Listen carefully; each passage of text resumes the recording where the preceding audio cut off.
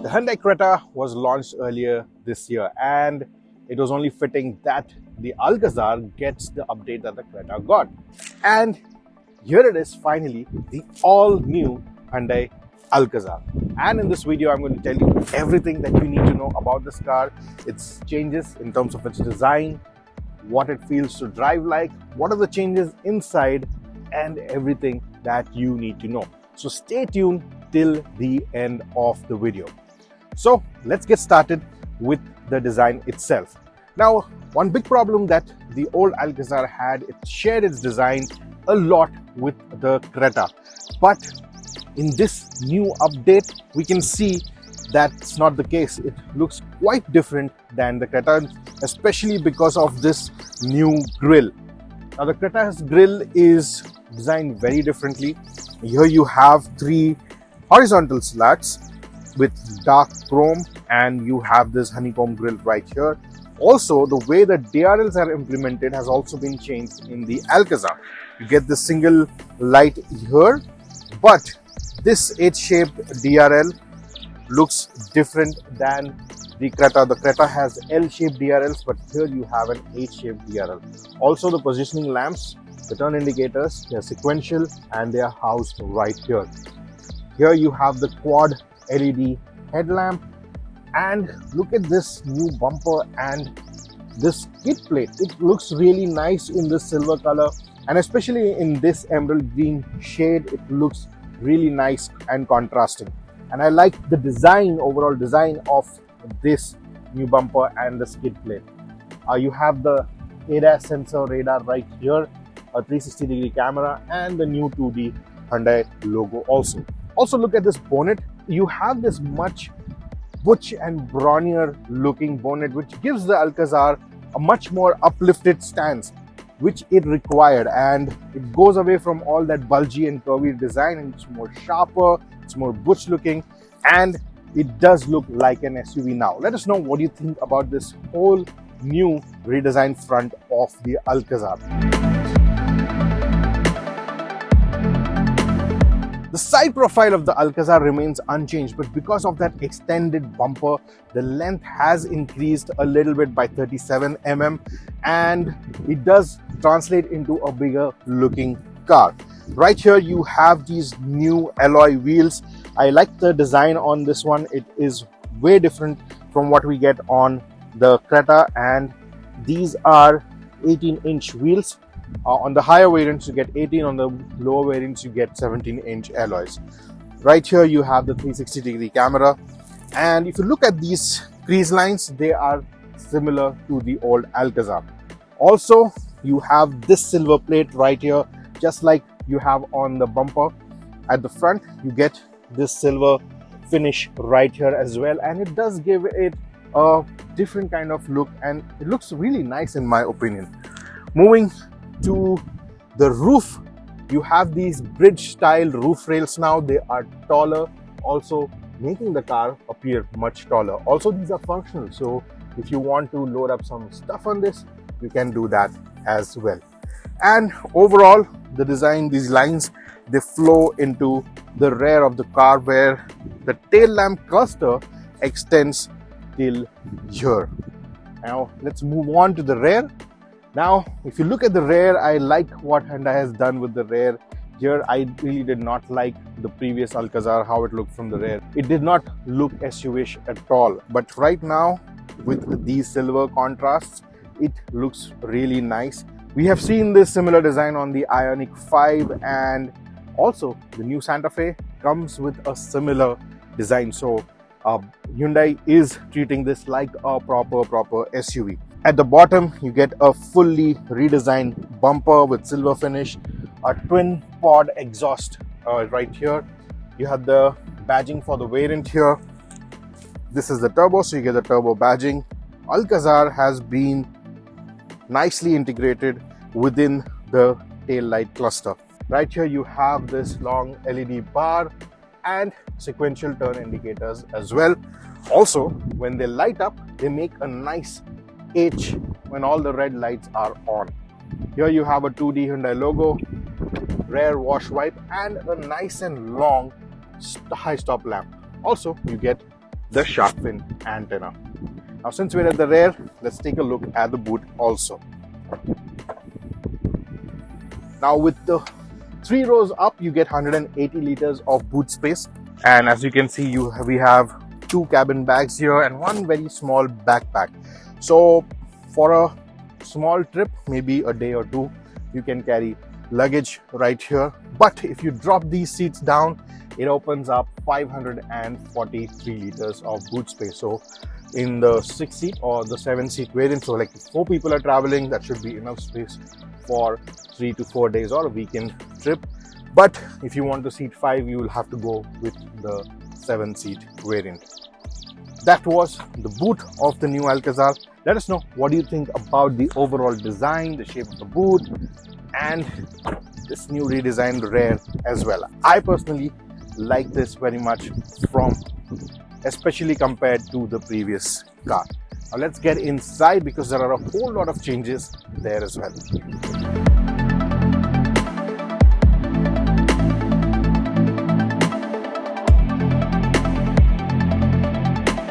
Now the Alcazar obviously gets keyless entry, but now it has a new feature wherein you can have a digital key on your phone, and what you do is just tap your phone here and you can open the door. So once you get into the cabin, you are welcomed by a whole new interior, and I really like this coffee brown color, tan color, whatever you call it. It looks really nice. It does give the car a much more premium feel, and it looks like a car above its segment. Let's check out the door panel. Right here you have hard plastic, some soft touch material right here, some more soft touch premium material right here. You have a nice cubby hole here, and these 2 buttons are new. These are the memory buttons. So you can store the seating position for 2 passengers, or you can have 2 settings saved here, because you get 8-way adjustable electrical seats for both the front passengers, so the driver and the passenger. A nice big bottle holder right here. It can hold 1-liter bottles, and a cubby hole for more space. You have a speaker right here. Overall, the fit and finish is top notch. Getting into the cabin is also fairly easy, and you can get your desired seating position with the help of the electrical controls. You also have this chrome plate here. I'm sure it's only on the top end variants, the lower variants might not get it, but it does look nice. Now once you're in a nice driving position, you have this standard Hyundai D-cut steering wheel. You have all your steering controls right here for cruise control, ADAS, and your media controls are right here. This is the automatic, so you also get paddle shifters, a 10.25-inch driver information display and a 10.25-inch infotainment display, and it comes as a single screen. We've seen this on the Creta already, but for me it feels like it has been lowered down. The overall dashboard feels a little low than high, but the quality is top notch. Here you have some hard plastics, but nothing to complain about. Here I like the textured material right here on this side. So whatever you see in the brown shade, the coffee shade, it's nice and soft to touch. I like the implementation of the aircon vents also. They are very seamless with the design. And a big thank you to Hyundai for not giving us a touch control for the climate control. You have buttons over here, and you have buttons for the media controls as well.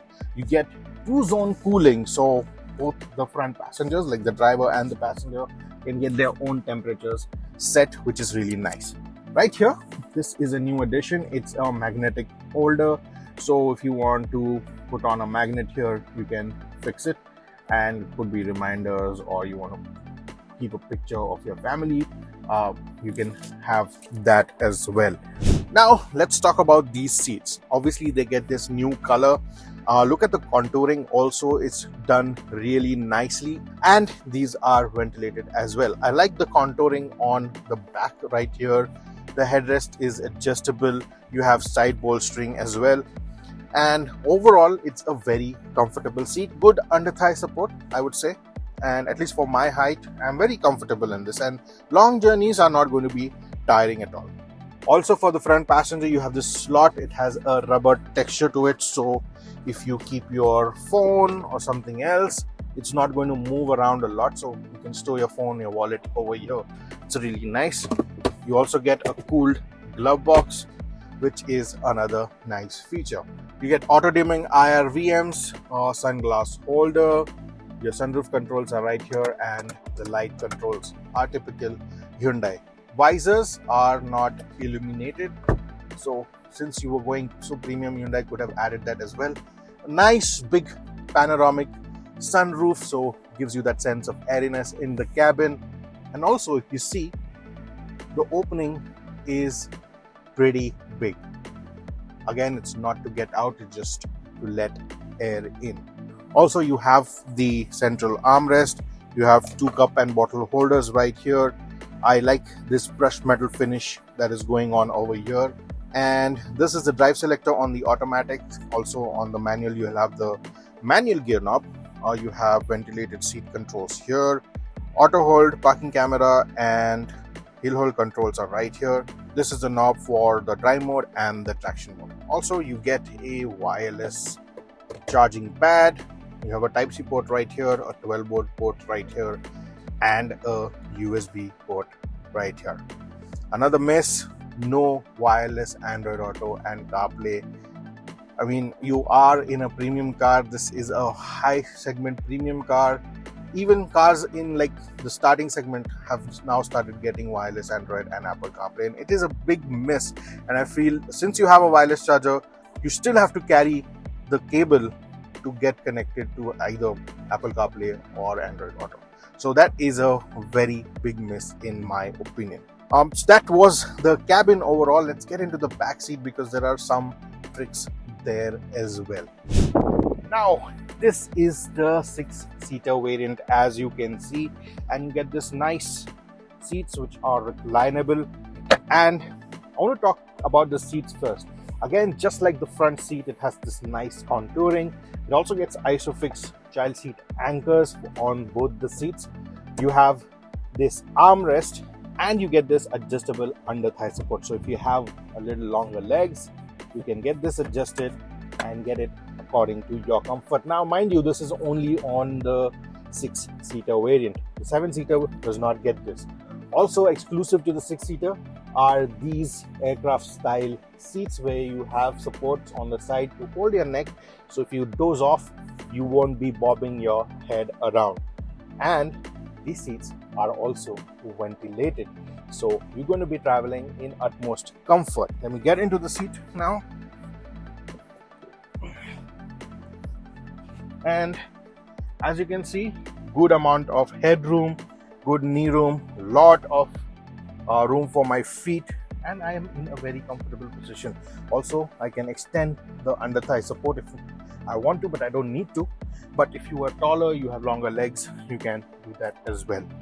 And if it's very sunny, it's hot outside, you can just pull the shades out like this, so you can travel in utmost comfort. Also, this headrest is really nice, so if I doze off, my head won't move a lot. And if I want to watch a movie or get some work done, I can use this tray table. You can also have some snacks right here. And if you're wondering where the cup holders are, well, yes, you have them right here. They are hidden in this tray, so let me show you on this one. So if your tray is up, and you just can pull it out like this, so you have the cup holders integrated right here. You have 2 AC vents, so one for each passenger, a cubby hole to store your phone, and you also have 2 Type-C ports. So overall, a very comfortable rear seat. Also, for the 7-seat variant, obviously you don't have these headrests, but you do get cushions that will go onto the headrest in the 7-seat variant, and obviously you will have a central armrest that you can pull out. Also, if you're sitting on the left hand side of the Alcazar in the rear seat, in the 6-seater variant, you have this boss seat. So if there's no one sitting here, you can control this seat, take it at the front, you can completely move it, and you have a lot of more space. And if you wish, you can just recline the seat fully and take a nice nap. So that's the level of comfort that you are going to get in the Alcazar. Now you also get a third row in the Hyundai Alcazar. It's not big enough for someone like me. It's good enough for children, but I still like the quality of the materials on these seats right here. You get individual headrests as well. And right here you have cup holder, a cubby hole, and you also get a blower control with a Type-C charging port as well. Cup holders are on both the sides, and you also get the Type-C port on both the sides, but the controls are only on the right hand side. Also, the rear passengers get this reading lamp, so they have their own lamp at the rear. Comfortable only for children, not for full-size adults and big adults like me. Let us know what you think about the third row. So those were the interiors of the all-new Alcazar. Let us know what do you think about it in the comments.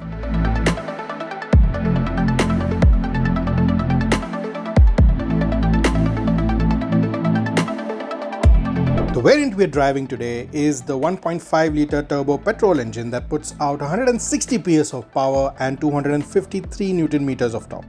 Now this particular car is mated to a 7-speed DCT gearbox. It also comes with a 6-speed manual transmission. The other car that we are not going to be driving today is the diesel, which comes with the 1.5-litre engine. That engine makes 116 PS of power and 250 Newton meters of torque. That too gets a 6-speed manual transmission, but on the automatic side, it only gets a 6-speed automatic. The DCT variant is not available in the diesel. The old 2-litre 4-cylinder engine has been discontinued, and the only option in the petrol now is the 1.5-litre turbo engine. Now this engine is very capable. We have seen it in the Hyundai Verna and also the new Creta. And in the Alcazar too, it is very capable, and it does not feel inadequate even when this car is much more heavier than the Creta. The engine is quite responsive in the normal mode, and in normal city driving you will not find any power lag at all. In the eco mode, it's not as responsive, and you will really have to work through the revs so that the shifts happen and you get a better performance. The eco mode should be used only when there is high traffic, and otherwise you are better off in the normal mode. However, the sports mode is where the engine is most responsive and the gear shifts are also very quick, and that's the mode that you're going to enjoy driving in. And most of the driving that we did today was in the sports mode. Now, though the Alcazar is a heavier car than the Creta, it is fairly easy to handle. I mean, the added weight, the added length does not affect its driving style, and you will easily be able to maneuver the car around. The steering wheel is light when it needs to be. On higher speed, it weighs up nicely. You have a decent amount of feedback from the road, and you don't have that artificial steering feel that you used to get on the old Hyundai cars. The body roll is also limited, and you don't have a lot of vertical movement when you're driving. But put this car through a bad patch of road and it starts to get a little unsettling inside the cabin. The suspension is a tad bit stiffer than the previous Alcazar, and you will notice it if you go through a bad patch of road. On the highways and smooth surfaces, the car is very planted and you will enjoy the drive. But show it a bad patch and you're going to feel all the bumps inside the cabin. The disc brakes on all 4 wheels gives you the assurance that the car will stop when you need it to as soon as you drop the anchor.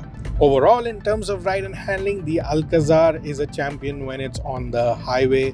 It's planted, sure-footed, and you will have a very stable drive when you are going for your vacations or long trips.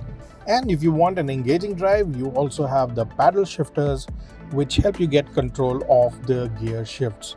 And the shifts with the paddle shifters are also very responsive, and you will see that the shifts happen the instant you change it on the paddle shifter. In terms of fuel efficiency, the claimed fuel efficiency is 18.5 kilometers to the liter with the DCT petrol, and In our testing, while we were pushing the car a lot, we were pushing it in the corners and we were able to get around 11 to 12 kmpl, which is fair because the AC was running the whole time, and also we were in the sports mode. And if you're driving like a sane person in the city, you'll be able to get around 14 to 15 kmpl, while on the highways you can see the number go up to 16 to 17 kmpl. From a driver's point of view, it's a very comfortable seat that you are in. Everything is within reach. The controls for the infotainment screen, the aircon controls, everything is easy to reach. So from a driver's perspective also, this car is well balanced. It gives you a lot of comfort while you're driving, and if you are in the mood for fun, you can have that too. The new Hyundai Alcazar comes in 8 monotone colors and 1 dual tone color. The monotones include the Robust Emerald, that's the car that you see in the video, Starry Night, Ranger Khaki, Fiery Red, Abyss Black, Atlas White, Titan Grey Matte, Robust Emerald Matte, and Atlas White with a black roof. So that was the Hyundai Alcazar for you, and in this video we have tried to capture everything that you need to know. Hope this video was useful. If you have any questions, put them down below. And to answer the last question, who is this car for? So if you're looking for a big family SUV with seats 6 or 7 people, you should definitely take a test drive of the Hyundai Alcazar. It is loaded to the brim with features, and the interiors have gone up a next level, so it's more luxurious. It looks very nice from the outside as well, so it is much more aspiring now, and it does the driving duties really well. And so all in all, it is a very nicely put together car, a complete package. If that's what you're looking for, definitely take the test drive of the Hyundai Alcazar and check the car out. Subscribe to Motoroids if you haven't already. Press that bell icon so that you get notified whenever we upload our next video. This is Vipul signing off. I will see you in the next one. Until then, rev hard, rev free, and drive safe.